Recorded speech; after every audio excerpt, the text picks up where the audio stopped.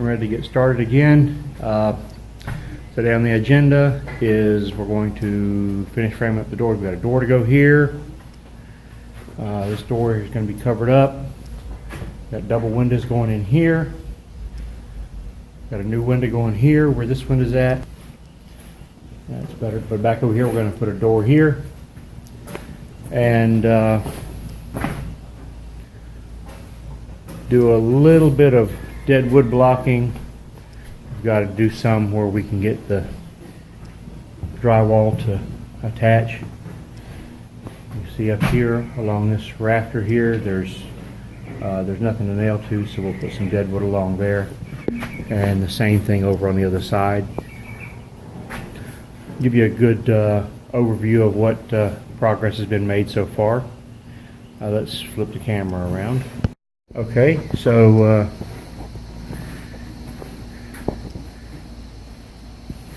you can see in here pretty good. We're just about ready for electric. Once we get our last windows and doors in, we're ready to start doing the electric. But we've got probably 95% framed out, and it won't be long. We're going to get cleaned up here and get going.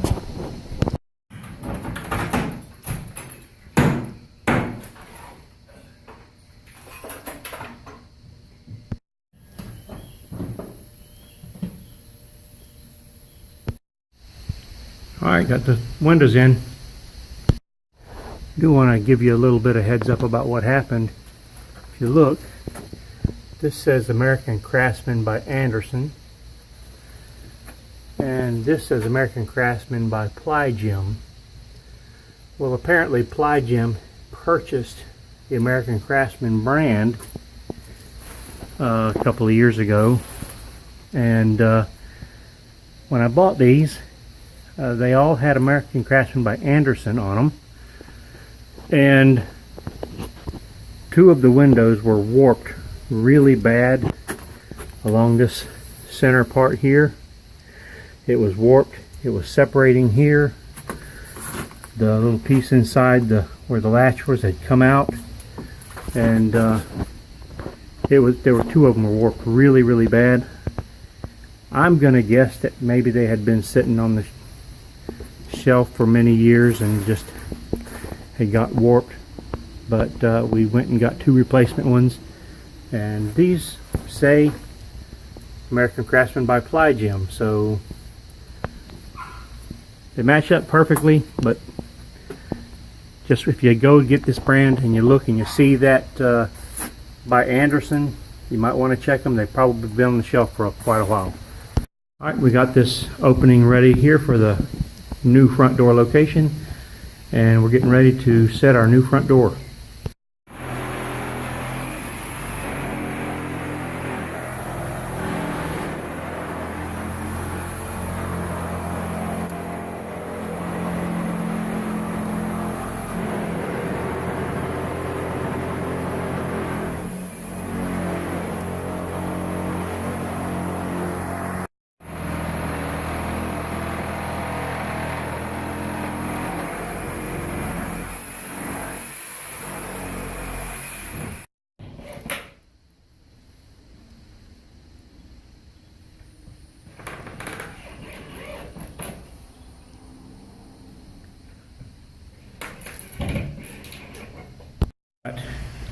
All the windows and doors in.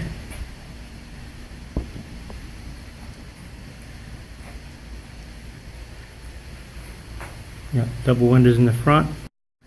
Alright, we got the door in, and I'm in the process of straightening out the siding. We got patching it together. We'll come back, we'll sand and caulk these joints, and put some 1x6 trim around the windows. That'll finish it right off. Also put some trim around the door. As I said previously, this porch right here, we're going to move the porch to the left. It's going to be over the windows and the door. We framed up the wall where the old door was, and we've got to put siding on it. but we're going to have to rework the siding so that we don't have all the joints vertical, and so that we can make it look pretty good. And here's the door that's coming out of the kitchen, and same thing here. We got to fix the siding, but this is going to come right into the kitchen, and we'll clean this up. We'll get rid of this one piece of vertical trim here, and that'll go away, and we'll end up running full pieces across there. This window here worked out really well. We didn't have to do anything on this one, so just put some trim around it. And up there where the vent used to be, we'll take that and cover that hole up as well. Well, we've got the siding patched up on the front side of the house now. We just need to put the trim on, but this will go a long ways in securing it when we're not here. Well, we were working on getting the siding taken care of, and well, wouldn't you know it, I ran out of siding I could pull off the shed, the barn, and but I got most of everything on the front taken care of, about half on the back. And well, then I decided that, well, since I had some downtime until I can mill some more of this siding, I went ahead and got started on putting in the electrical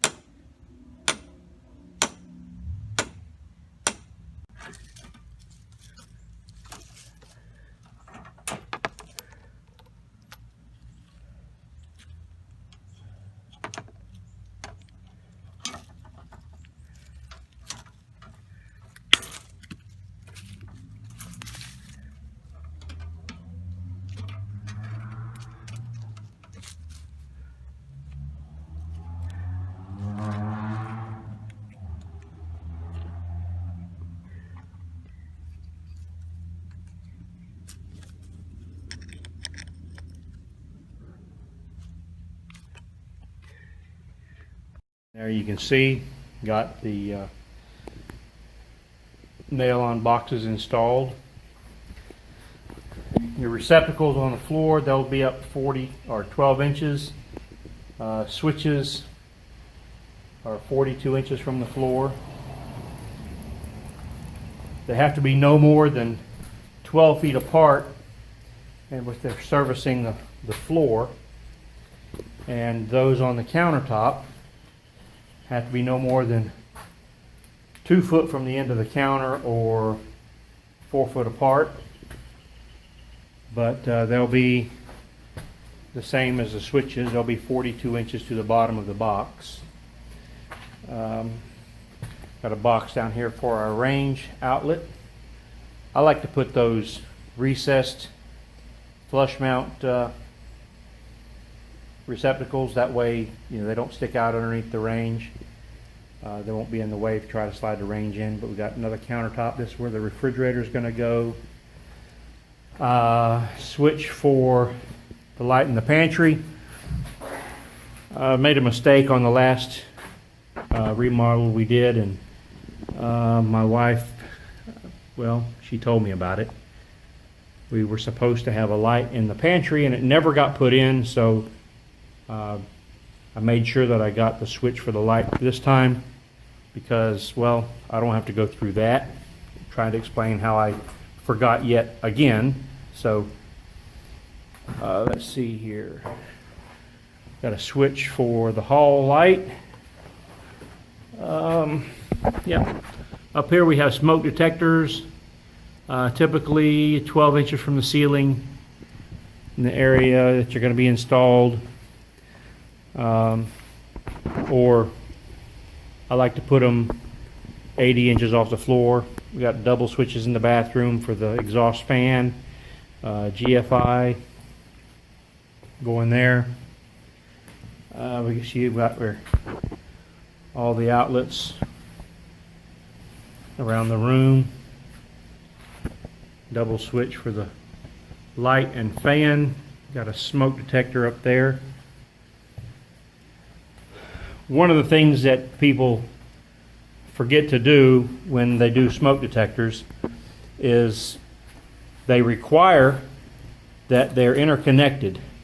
So what you do is you get a 12-3 wire and you will run from this box over to this one, over to this one. Yeah, we gotta, don't forget the one in the master bedroom up here.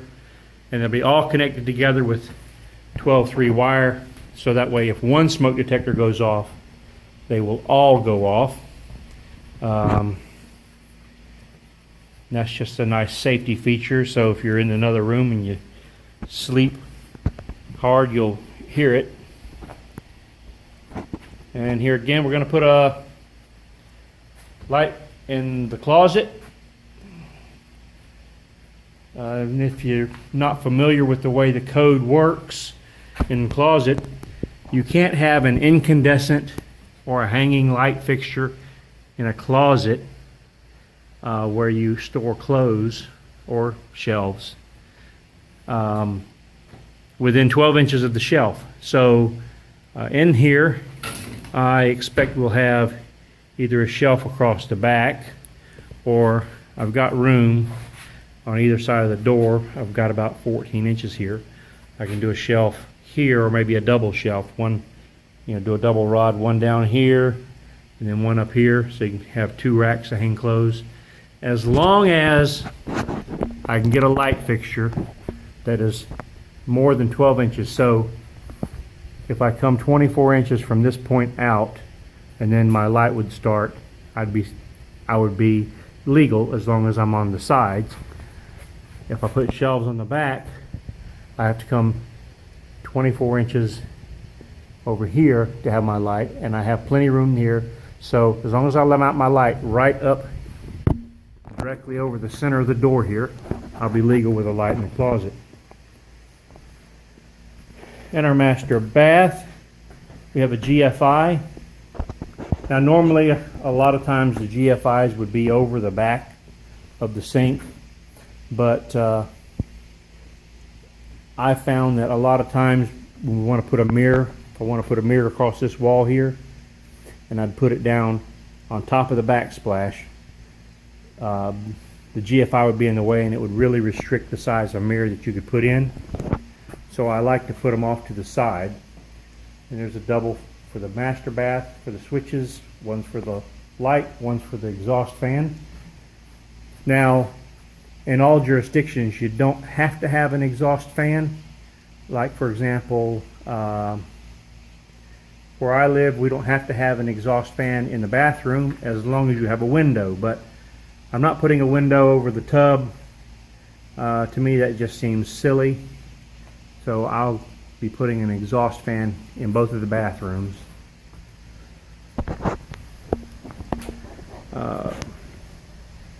I'm going to have to get on some of this siding. I'm going to, changing gears here a little bit, but the siding is a 1x8 siding. It's a Dutch lap, but apparently nobody around this area sells the Dutch lap siding. The closest place that sells it is about a 5-hour drive one way, and I'm just not willing to drive 10 hours to purchase the Dutch lap so that I can finish this up. But I can set up a jig on my table saw and mill some, so we'll probably be doing that so that we can get the siding wrapped up. And then, because we have all of our boxes in for electric, we can start working on the electric, but I don't want to put wiring in until we have the house able to be completely secured. You just don't know about the neighborhoods a lot of times. Copper is, selling as a premium for scrap, and I just don't want to come back and have somebody have come in and removed it all. So I'm going to wait until I can get everything secured.